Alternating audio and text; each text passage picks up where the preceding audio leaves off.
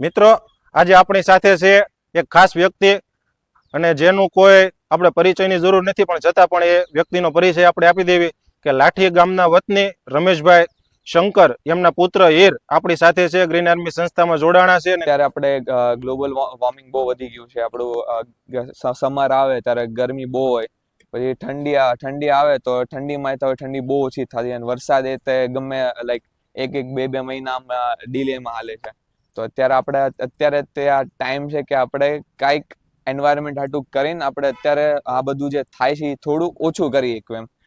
તમે બીજા સિટીમાં જુઓ તો અત્યારે ઠંડી નામક વસ્તુ નથી. મુંબઈ છે કે એવું છે, એમાં ઠંડી નામક વસ્તુ નથી. અહીંયા એટલે લાગે કે ઠંડી છે, કેમ કે આ લોકો રોજ આવી રીતના થોડા એફર્ટ્સ નાખીને થોડું રોજ કરે છે. એટલે આપણને અત્યારે જોયું છે કે પોલ્યુશન એ તે તમને એટલું નહીં દેખાય કમ્પેર ટુ બીજા સિટી.